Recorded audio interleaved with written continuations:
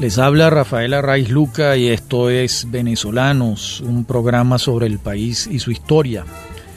Hoy vamos a hacer el programa sobre la batalla de Carabobo. Por supuesto, no vamos a invertir la hora entera del programa en la descripción de la batalla, porque esto es lo menos interesante. Vamos a dibujar un contexto en el que la batalla se da. ¿Por qué la batalla de Carabobo tuvo su ocurrencia y cuáles fueron los hechos que fueron llevando a esa conflagración bélica?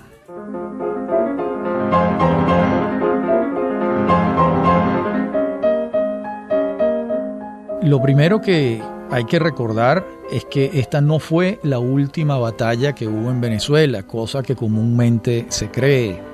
La última batalla que hubo en Venezuela fue la batalla naval del lago de Maracaibo en 1823, 2 años después. Y uno se pregunta, ¿y por qué entonces en la historiografía suele considerarse la batalla de Carabobo como la última? Es algo para lo que yo no tengo respuesta. Tengo algunos indicios. Uno primero, fue la última batalla de gran importancia en la que estuvo el Libertador. En la batalla naval de Maracaibo no estaba Bolívar presente, ni siquiera estaba en Venezuela. ¿Habrá pesado eso para que en el imaginario colectivo pese más la batalla de Carabobo que la batalla de Maracaibo? Es muy probable.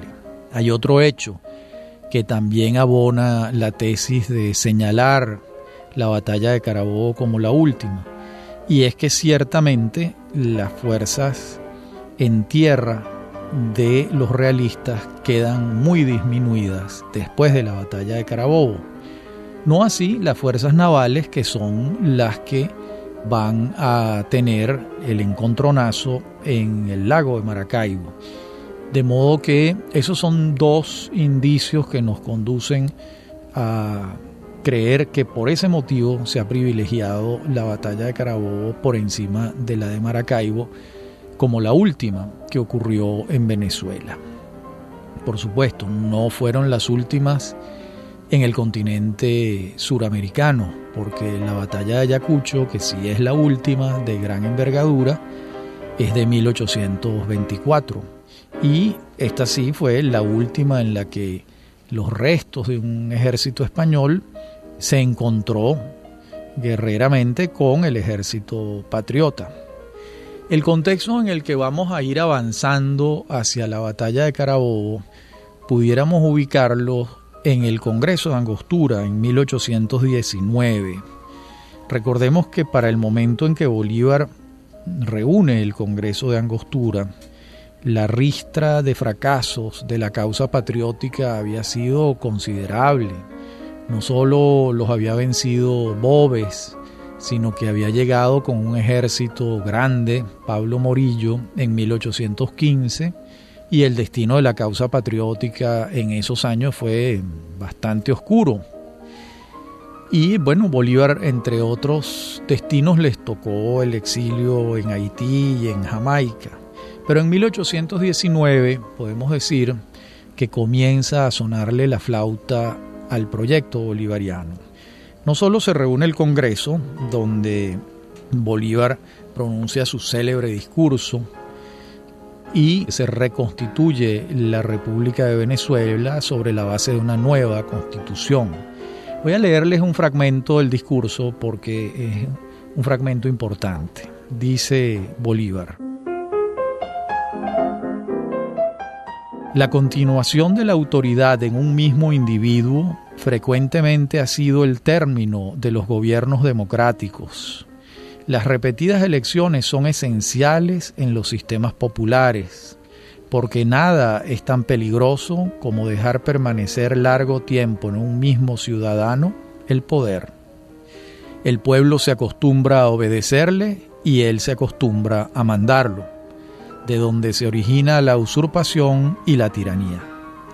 Un justo celo es la garantía de la libertad republicana, y nuestros ciudadanos deben temer con sobrada justicia que el mismo magistrado que los ha mandado mucho tiempo los mande perpetuamente. Un párrafo luminoso, brillante del Libertador que conviene recordar. Muy bien, una vez ya instalado el Congreso y reconstituida la República, al menos en el sur del país, porque todo el centro del país y el occidente y parte de oriente están en manos de los realistas, pues Bolívar dispone la campaña para la conquista de Nueva Granada, que es un punto de inflexión de gran importancia. ¿Por qué? Bueno, porque Bolívar, al entrar a Bogotá triunfante en agosto de 1819, no solo se hace de la capital de Nueva Granada, sino de su territorio y del tesoro del virrey, que al saber que Bolívar está entrando con su ejército en Bogotá, sale corriendo y se va a Cartagena y de allí a España y deja el tesoro virreinal. De modo que la conquista de Bogotá para Bolívar no es solo una conquista política, sino también económica. Recordemos que para lograr esa conquista, Bolívar ha dado las batallas de Pantano de Vargas, donde el coronel Rondón va a ser el héroe, y ha dado la batalla de Boyacá, una batalla muy corta, en la que participan con gran éxito Santander y José Antonio Anzoátegui. Y Bolívar, de regreso a Venezuela, en diciembre de 1819, el 17, funda, ahora sí, la República de Colombia. Les recuerdo, la denominación Gran Colombia nunca existió. Lo que se creó fue la República de Colombia, que tenía 3 departamentos: Cundinamarca, Quito y Venezuela. Y una vez creada la República de Colombia, pues también quedaba la tarea pendiente de conquistar verdaderamente a Venezuela, porque lo que se tiene en manos de los patriotas es el sur de Venezuela, Angostura, donde ha sido el Congreso, donde estaba ubicado el ejército de Manuel Carlos Piar, al que se le ha sumado el ejército de José Antonio Páez en los llanos y el ejército de Francisco de Paula Santander en el Casanare colombiano, y se ha logrado esta victoria en Nueva Granada, que a partir de entonces comienza a llamarse Colombia. De modo que en este momento, pues lo fundamental es que Bolívar ha conquistado un territorio de gran importancia y las preocupaciones de Pablo Morillo son muy grandes. ¿Por qué? Porque Morillo ha llegado a Venezuela en 1815 con 12.254 soldados y estamos ya en 1819 y Morillo necesita refuerzos, necesita que se le ayude desde España, porque de lo contrario él no va a poder, al menos eso es lo que expresa permanentemente, no va a poder contener el envión de triunfos que traen los patriotas. Hay una carta que él envía a Morillo el 28 de julio de 1820. Se le envía a la corona, al rey, y dice Morillo, refiriéndose a los patriotas: ellos no quieren ser españoles, así lo han dicho altamente desde que proclamaron la independencia, así lo han sostenido sin desmentir jamás su opinión en ninguna circunstancia ni vicisitud de la península. Esto repiten ahora sin dejar las armas de la mano. Lo repetirán siempre cual fuere nuestra conducta y nuestro gobierno.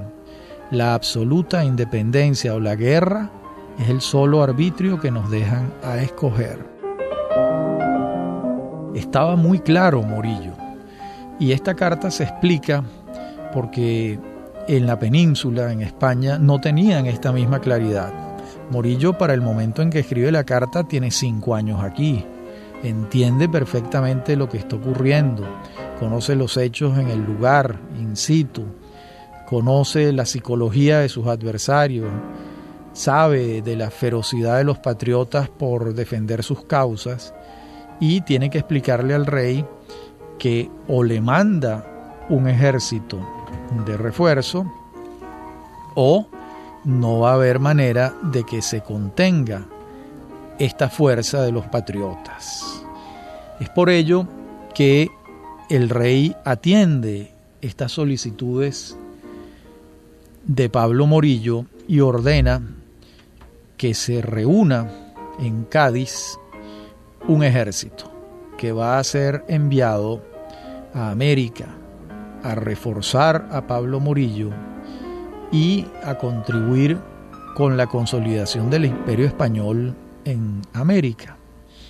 ¿Qué va a ocurrir con este ejército? Es algo que vamos a ver en la próxima parte del programa, porque es un hecho de la mayor importancia que, a mi juicio, la historiografía pasa con frecuencia por debajo de la mesa.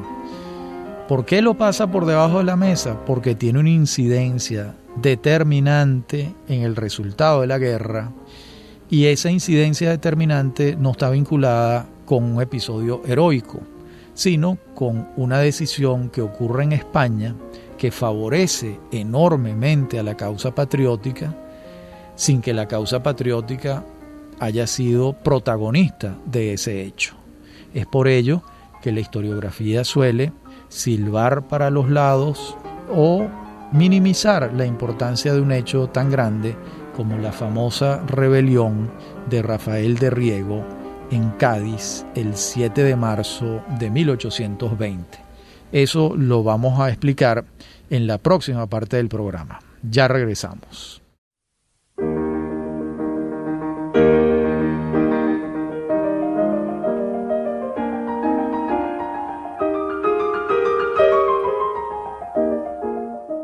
Decíamos en la parte anterior del programa que el rey había ordenado la reunión de un ejército en Cádiz, un ejército de cerca de 20.000 hombres, para ser enviados a Venezuela a respaldar a Pablo Morillo, quien desde hace por lo menos 2 años estaba pidiendo refuerzos para sus tropas exhaustas en Venezuela y Nueva Granada.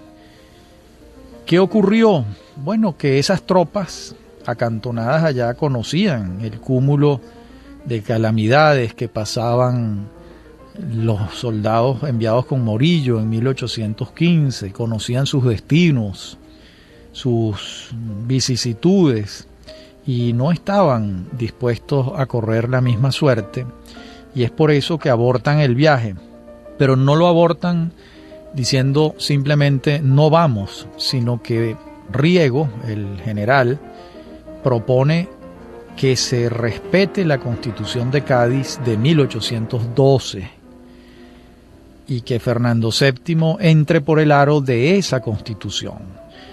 Bueno, imagínense la alarma de Fernando VII con semejante proposición cuando él viene gobernando como un monarca absoluto. ¿Qué hace el rey? Envía otras tropas al mando de generales muy dispuestos para que aplasten la rebelión de Riego. Pero lo que terminó ocurriendo es que los generales y sus tropas enviados a sofocar la rebelión se suman a la rebelión de Riego. Y entonces ahí ya no queda otro camino para Fernando VII que aceptar a regañadientes la Constitución de Cádiz, que era una constitución de naturaleza liberal, y esto lo hace el 7 de marzo de 1820. Es un episodio precioso de la historia en el que el pensamiento liberal le tuerce el brazo al absolutismo, al totalitarismo. Y en ese momento en que eso ocurre, llegan esas pésimas noticias para Morillo, porque Morillo sabía que si no le envían refuerzos, él no tenía posibilidades de vencer a las fuerzas bolivarianas, a las fuerzas patrióticas. De allí que Morillo reciba instrucciones en junio de 1820 para suspender la guerra y buscar un armisticio. Este fue el principio del fin para la corona española en América. Estas instrucciones estaban en concordancia con lo que pretendía Fernando VII, una pretensión equivocada, que era que se depusieran las armas y se sumaran a la Constitución de Cádiz. Realmente no se estaba comprendiendo lo que Morillo les había explicado ya varias veces, que ellos no querían formar parte del Imperio Español, sino que querían constituirse en repúblicas autónomas, como de hecho ocurrió. Morillo, fiel a las instrucciones que recibe, le envía unas comunicaciones a Bolívar y le dice literalmente, proponiendo una suspensión de hostilidades hasta lograr realizar la reconciliación. Y se designan unas comisiones para que estudien un avenimiento. Esas comisiones hacen su trabajo y finalmente se firma el armisticio el 25 de noviembre de 1820 en el pueblo de Santana, en el estado Trujillo. Morillo, en el fondo, sabía que la guerra se había perdido. Los realistas que quedaban, junto con la mayoría de criollos que formaban parte de las tropas españolas, estaban condenados al fracaso si los refuerzos no llegaban, y los refuerzos ya se sabía que no iban a llegar. De modo que Morillo firmó el armisticio, recogió sus papeles, hizo sus maletas y se fue. Y zarpó el 17 de diciembre de 1820 hacia España y dejó en el mando de las tropas ya disminuidas a Miguel de la Torre. Morillo va a fallecer muchos años después, en 1837, en Francia, y con grandes honores porque hizo un papel, un trabajo importante para la corona española en América en estos 5 años en que estuvo entre Venezuela y Nueva Granada. La rebelión de Riego es obvio que abría los capítulos finales de la historia de los españoles en América, porque los que quedaban, ¿qué camino tenían? Me refiero a los soldados. Firmar, hacer bueno el armisticio y entregarse, o lo que finalmente pasó, y es que hicieron pequeñas escaramuzas que fueron rápidamente interpretadas por los patriotas como una ruptura del armisticio, y de inmediato se activaron todos los mecanismos de la guerra, que son los que van a conducir a la batalla de Carabobo el 24 de junio de 1821. Por eso hemos hecho este prólogo, para entender en qué contexto se da la batalla de Carabobo. Les resumo, se da en el contexto en el que los realistas han firmado un armisticio con los patriotas. Ya saben los realistas que no van a recibir refuerzos de España. Los 12.254 soldados que trajo Pablo Morillo en 1815, de ellos quedan, si acaso, la tercera parte. Las 2/3 partes han muerto, han desertado, se han ido. Toda la variedad de circunstancias que pueden ocurrir en 5 años de actividades guerreras. Y lo que queda es ese reducto, esa última fuerza, al mando de Miguel de la Torre, que era el segundo de Pablo Morillo. Y Morillo, con su buen olfato, considera terminado su trabajo y se va. Y les preguntaba antes, ¿cuál es el destino de estas tropas que quedan? ¿Qué pueden hacer ellos? ¿Entregarse, entregar las armas, no seguir guerreando? Eso no parecía el camino indicado para unos soldados profesionales, para unos soldados que habían jurado con su honor defender la causa de España. Pero sin duda que la situación en la que estaban no era la más ventajosa para enfrentarse con el ejército libertador que venía de las victorias de Pantano de Vargas, de Boyacá, que había reforzado sus pertrechos de guerra en Bogotá gracias al tesoro virreinal, y que venía de victoria en victoria. De modo que esas son las circunstancias que se van a dar para ir llegando a la batalla de Carabobo, que propiamente va a urdir, como el buen estratega que fue, Simón Bolívar. A Bolívar lo vamos a tener en enero de 1821 en Bogotá, y allá está pues resolviendo asuntos administrativos con su vicepresidente Santander y consolidando el ejército para el cese de hostilidades, mejor dicho, durante el cese de hostilidades, para cuando las hostilidades vuelvan, el ejército esté en las mejores condiciones, cosa que así fue. Ahora, ¿cómo se precipitan los hechos? Es una decisión de Rafael Urdaneta, quien opta por tomar Maracaibo el 8 de marzo de 1821. ¿Por qué lo hace? Bueno, porque está acudiendo al llamado de la población, y Urdaneta es zuliano, y un buen número de zulianos, de maravinos, de maracaiberos, como los llaman también, quieren sumarse a la causa patriótica y le están reclamando a Urdaneta que venga a apoyarlos. Eso hace Urdaneta, y de la Torre entonces advierte que se ha violado el armisticio y que el cese de hostilidades ya concluye y que vuelve la guerra. Y entonces Bolívar precipita su venida a Venezuela y toma la decisión formal de romper el armisticio el 28 de abril de 1821. Y entonces va tramando, tejiendo los movimientos necesarios que conducen a la batalla de Carabobo. Lo primero que hace es ordenarle al general Páez avanzar desde Apure hacia el centro. Recordemos que el general Páez tenía en los llanos de Apure su reino, su territorio inexpugnable, victorioso, y donde estaba un ejército extraordinariamente eficaz, como era el ejército de José Antonio Páez. También Bolívar le ordena a Ambrosio Plaza ocupar Barinas. Allí reúne pertrechos, se prepara y también le ordena que se vaya movilizando hacia el centro. Por su parte, José Francisco Bermúdez da su famosa diversión, es decir, que es un amago que hace para confundir al ejército realista. Marcha hacia Caracas de manera tal de que el ejército realista se ocupe en defenderla, mientras los ejércitos patriotas avanzan hacia Carabobo.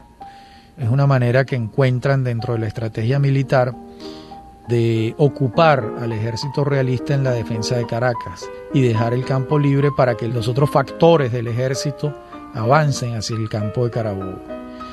Lo que Bolívar está buscando es que se concentre todo en Carabobo, en la llanura de Carabobo, que es donde él considera que puede darse una batalla en condiciones favorables para los patriotas.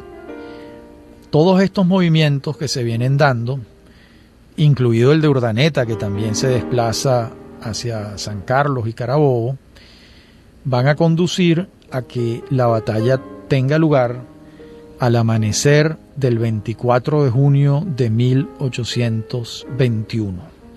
En la próxima parte del programa vamos a comentar cómo estaba integrado el ejército victorioso de Simón Bolívar en la famosa batalla de Carabobo del 24 de junio de 1821.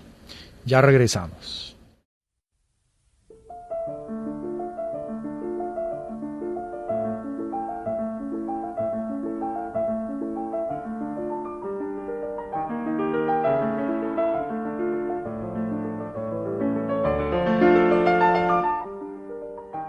El Estado Mayor General de Bolívar en la batalla de Carabobo está integrado entonces por Pedro Briceño Méndez, Santiago Mariño y el general Salom. Allí van a estar también los edecanes del Libertador, Ibarra y Daniel Florencio Oleari, u Oliri, como debe decirse en la lengua de su apellido. El ejército que da la batalla consta de 3 divisiones. La primera de todas con el general Páez al frente, uno de los factores esenciales en la victoria de Carabobo.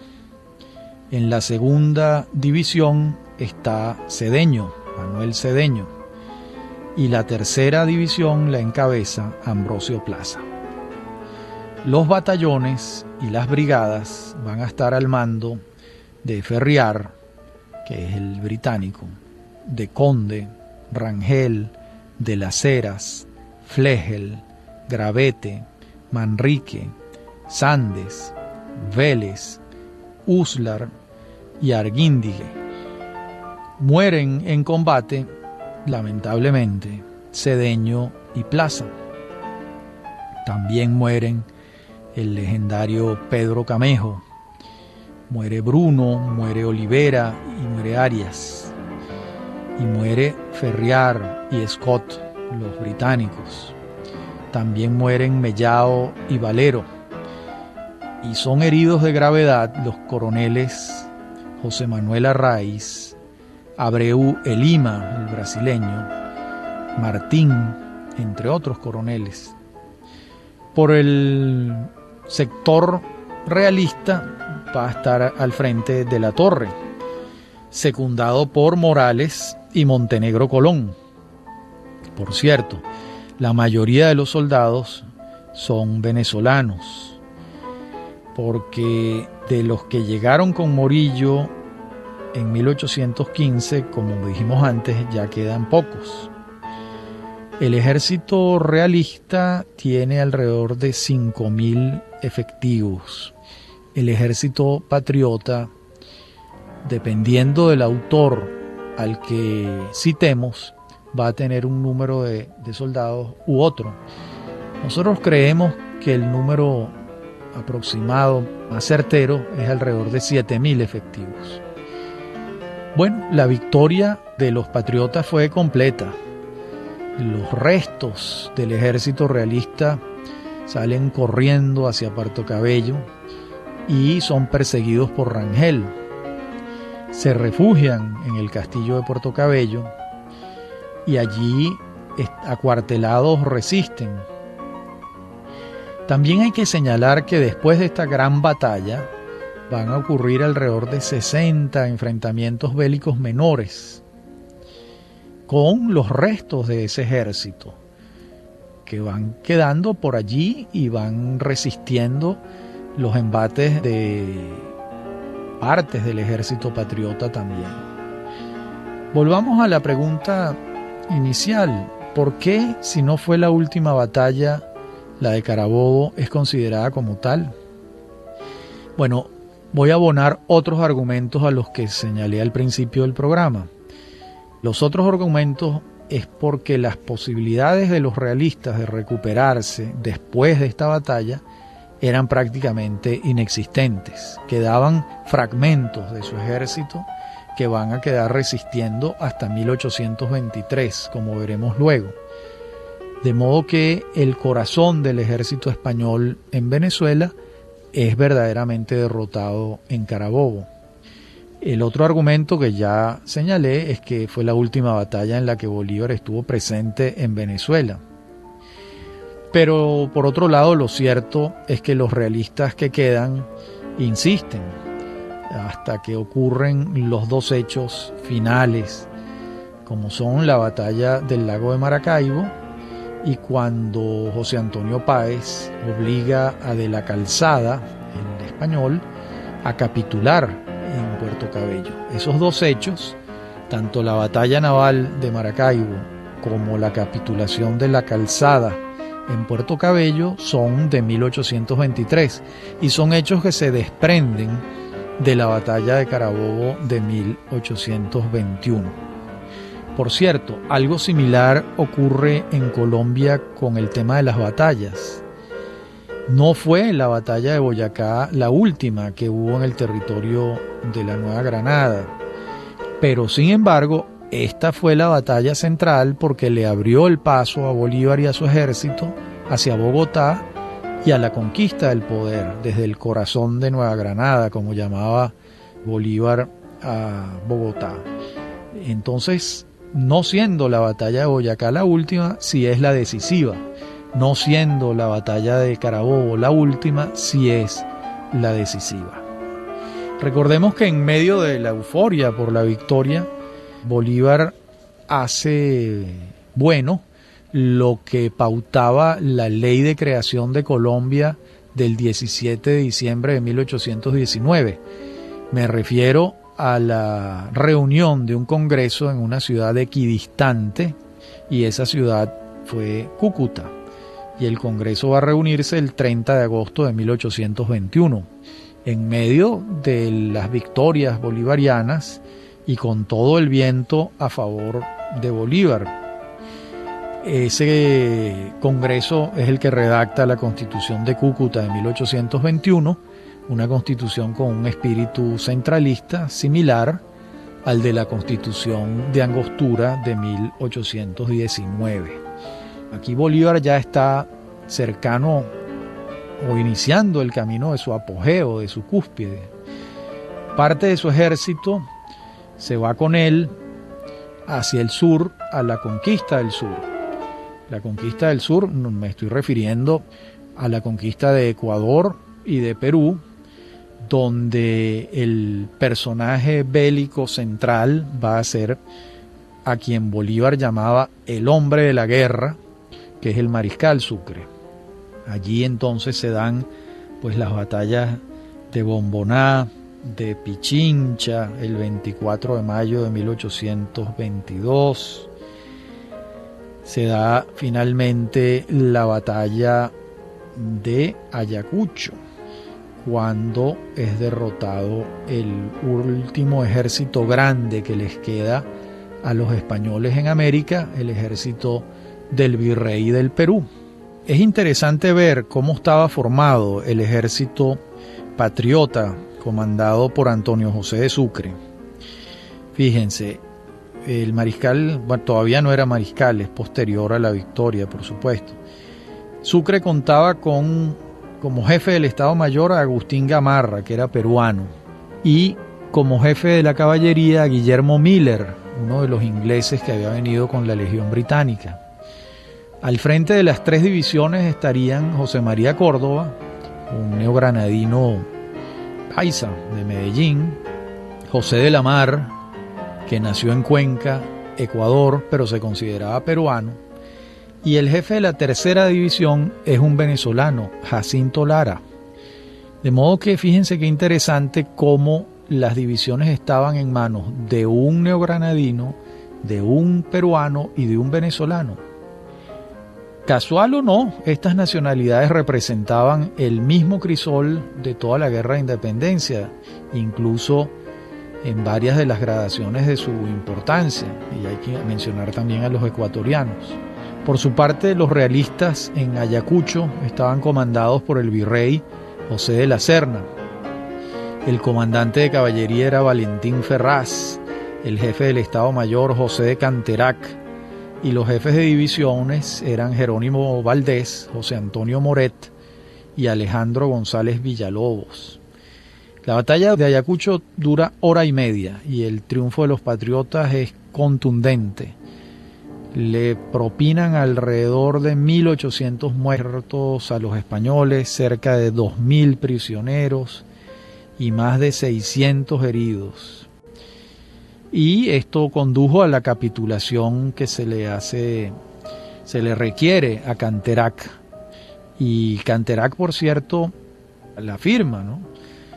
Sufre 7 heridas y queda fuera de combate. El ejército de Sucre, por su parte, sufre alrededor de 400 muertos y 700 heridos. En el mismo campo de batalla, Sucre otorga los ascensos a Córdoba y a Lara y a muchos otros. Y pues esa es la batalla de Ayacucho, la última. En relación con la última de Venezuela, que es la del lago de Maracaibo, debemos decir que fue urdiéndose muy poco a poco. A partir de enero, el general Montilla ordena franquear la entrada por la barra de Maracaibo para intentar tomar la ciudad por vía lacustre. Y en el interín se conoce la noticia de que ha zarpado de La Habana el capitán de navío Ángel Laborde y Navarro, al frente de una escuadra que viene a auxiliar a Morales. Esto precipita las acciones del almirante José Prudencio Padilla, quien vulnera la barra, quien logra penetrar en el lago con sus fuerzas y se adueña de la entrada del lago, sin alcanzar a Maracaibo. Allí recala en los puertos de Altagracia, donde se repone y se prepara para la batalla final cuando Laborde haya llegado. Esta batalla es vespertina y dura algo más de 3 horas. El almirante Padilla, neogranadino, vence a Laborde, quien logra escapar hacia Curazao, mientras a Morales no le queda otro camino que capitular el 3 de agosto de 1823 y se le permite gallardamente irse hacia La Habana, que navegue hacia La Habana y se vaya. Es así como el último capitán general de la corona española en Venezuela es derrotado y aventado de tierra firme después de firmar su capitulación. Recordemos que Morales sustituye como capitán general a Morillo y queda entonces uno solo, que es el de la Calzada, que está en Puerto Cabello acuartelado y que va a ser una tarea para José Antonio Páez. Eso es lo que va a ocurrir el 7 de noviembre de 1823, cuando Páez le ofrezca a De la Calzada capitular y De la Calzada se niega. Es entonces cuando Páez asalta el castillo y lo vence. Allí mueren cerca de 150 soldados realistas, muy pocos patriotas. En la próxima parte del programa veremos la capitulación de la Calzada y lo que ocurre con esos últimos españoles en Venezuela antes de irse y abandonar el territorio para siempre. Ya regresamos.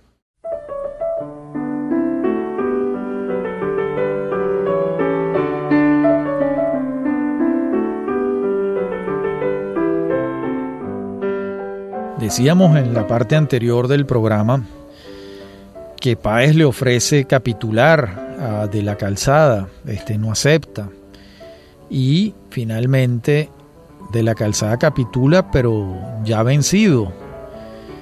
Se escribe un largo articulado el 10 de noviembre de 1823 y De la Calzada le entrega su espada personalmente al general Páez.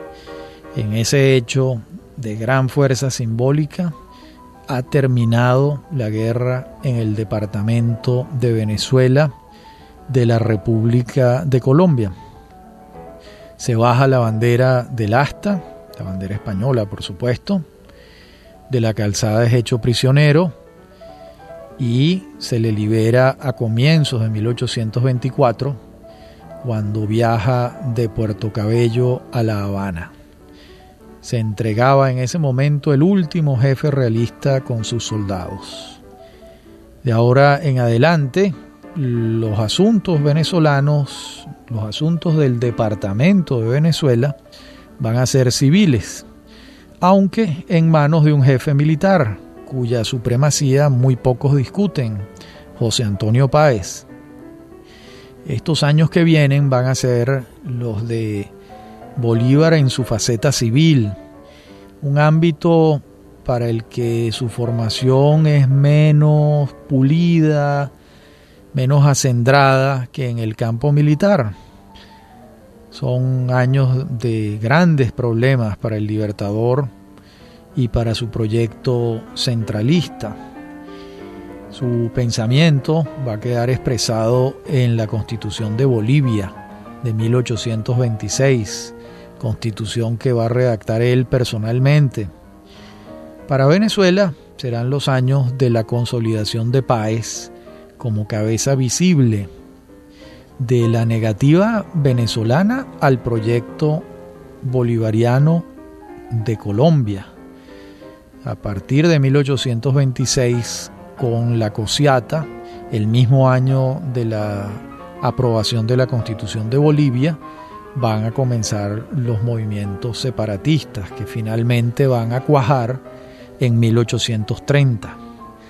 Recapitulando lo que hemos visto, es imposible que dejemos de recordar que en 1820 ocurre un hecho capital para el futuro de estas repúblicas americanas. Me refiero a la rebelión de Riego, de Rafael de Riego en enero, y la adopción de la Constitución de Cádiz en marzo de 1820. Esta fue, a mi juicio, la puntilla de muerte para las fuerzas realistas en América, ya que a partir de allí no tuvieron posibilidades de recibir refuerzos desde España y solo les quedaba el camino de batallar con los españoles que quedaban de aquellos que llegaron con Morillo en 1815, más los criollos que se les habían sumado, que no fueron pocos. Nadie mejor que Morillo para comprender estos hechos, y quien se dedique a leer sus cartas entenderá perfectamente el proceso que yo les estoy refiriendo. Por otra parte, estos son los años en que la estrella de Bolívar va a ascender hacia el firmamento. A partir de 1819 es una seguidilla de victorias: Pantano de Vargas, Boyacá, Carabobo, el Congreso de Cúcuta de 1821, la conquista del sur 1822, 23 y 24, y la culminación de ese proceso con la batalla de Ayacucho en 1824. Estos van a ser los años pletóricos de Bolívar, donde se va a fundar no solo la República de Colombia, que ya hemos referido, sino que se va a liberar a Quito y va a formar parte como departamento de la República de Colombia, y la liberación de Perú, que era el enclave español más importante en Sudamérica, porque allí estaba el virreinato del Perú. Los éxitos de Bolívar en estos años que estamos refiriendo lo llevan a detentar una condición casi divina. Hasta aquí, pues, todo fue una epifanía para el Libertador. Y paradójicamente, cuando termina la guerra y empieza el mundo civil, comienzan los problemas de Bolívar. Pero eso es harina de otro costal, que probablemente lo veremos en algún momento del programa especial que haremos con motivo del nacimiento de Simón Bolívar el 24 de julio.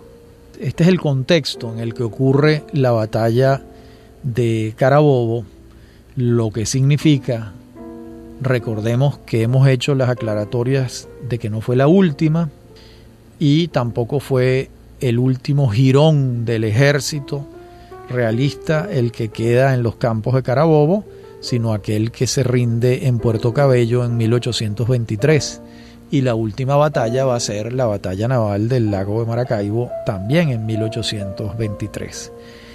Lo que sí fue la batalla de Carabobo fue la última en la que estuvo presente Simón Bolívar y la decisiva para el declive de las fuerzas realistas en el territorio de Venezuela. Esto es Venezolanos, un programa sobre el país y su historia, y ha sido un placer hablar para ustedes, referirles en este programa especial el contexto donde ocurre la batalla de Carabobo y sus consecuencias inmediatas.